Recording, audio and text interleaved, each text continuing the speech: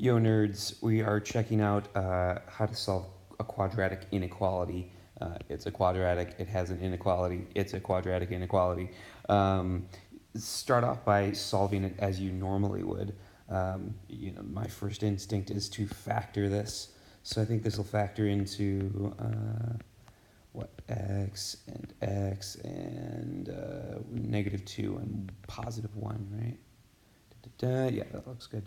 Okay, so from here, what I really would like to do is say either this equals 0 or that equals 0, but and we're going to use that theory, but it's not equal to 0. It's greater than or equal to 0.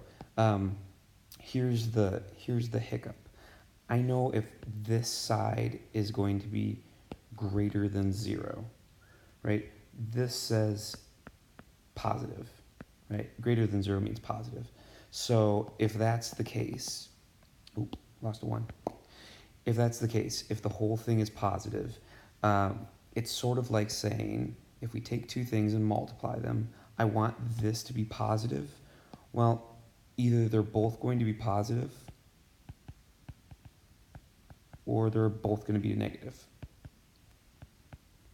Right? Think about that. Like 2 times 3 is positive because they're both positive, but also -2 times -3 is positive because they're both negative, right? If you have mixed signs, you get -6. If you have mixed signs the other way, you get -6. Kind of breaking down here, sorry. So both signs either have to be positive or negative, and we can use that to our advantage here. Let me get rid of this. So if we want this whole side to be positive, we have two cases that can exist. Case 1 is the both positive case, right? And if they're both positive, x minus 2 is positive, is bigger than 0. And also, right, it says both, and also x plus 1 has to be greater than 0. So that's case 1, right? So that has to occur, or case 2 has to occur, which is that they're both negative. All right, and if they're both negative, then x minus 2 is going to be negative, which means that it'll be less than 0. That has to occur. Both have to occur, right? So we need that, and that x plus 1 has to be negative. Okay, so let's go back and look at that again, right? I'm going to put these in little brackets. I know this is kind of like theoretical, and that's what this stuff is all about. I know that if we take two things, A and B, and multiply them, and I get a number bigger than 0, either these both are going to be positive, or they're both going to be negative. Right? So in this case, here they're both positive. Here x minus 2 is bigger than 0, it means it's positive. Or x plus 1 is bigger than 0, it means it's positive. Or in case 2, they're both negative. X minus 2 is less than 0, means it's negative. Or x plus 1 is less than 0, means it's negative. Let's clean these up a little bit. All right, so if we add 2 to both sides, you get that. So I either need x to be greater than or equal to 2, and also x to be greater than or equal to -1. I need that to happen, and we'll analyze what that means in a second. Or I need x to be less than or equal to add a 2 to both sides. I need that to happen, and that to happen, right? So for this equation to be true, this has to be true, or that has to be true. Let's kind of boil this down. I'm going to just draw a quick number line and think about this side for a second.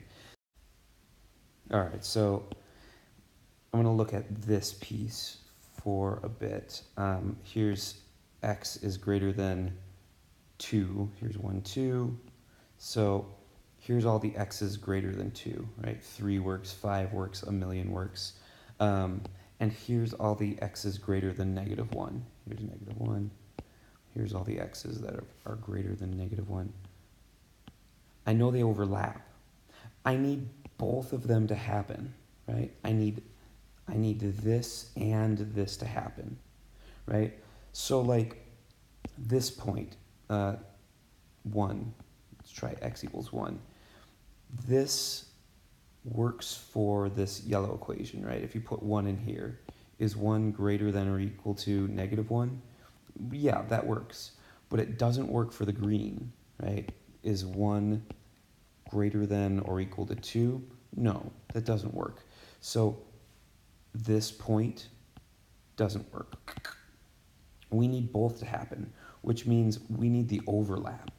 And if you think about it like this, if you look at it visually and say, hey, like from here up is where they had the overlap. Like 3, if you chose x as 3 and you plugged it in here, is 3 greater than or equal to 2? Yeah.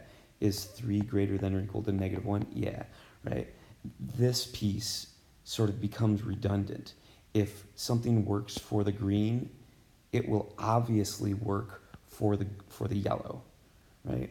Because it's already greater than -1, right? 2 is already greater than -1. So we really don't need to say this yellow bit at all. We just need to steal this green bit and say, I want my x's greater than or equal to 2.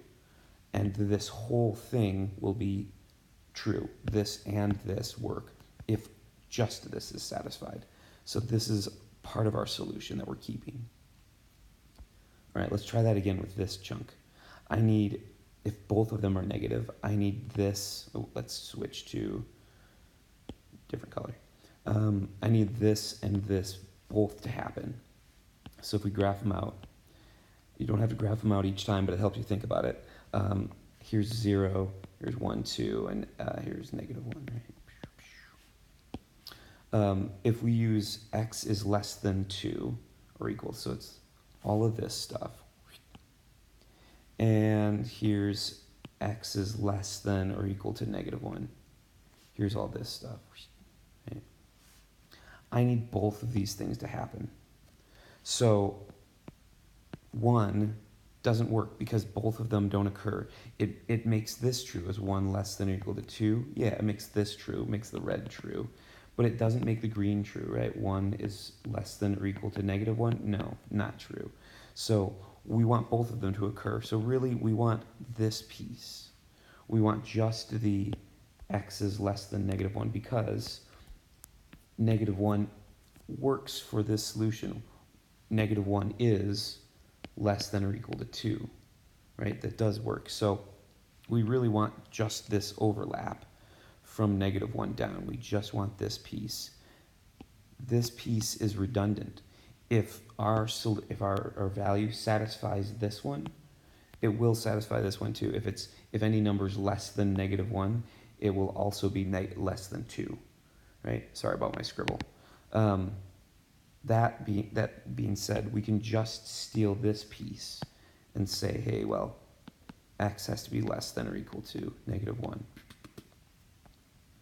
So, therefore, we're going to still keep our OR. I need x to be greater than or equal to 2, or x to be less than or equal to -1. And if we graph that, here's 0, here's -1, here's 1, 2. We need x's to be greater than or equal to 2. So all of that stuff. Or x's to be less than or equal to -1. All that stuff. All right, sorry about the scribble, but maybe seeing this one more time like this helps you understand what's going on. So hopefully you don't have to run through all of this specific detail each time in deciding which one is which. I hope that comes quicker to you, but we'll practice it up and we'll go from there. See ya.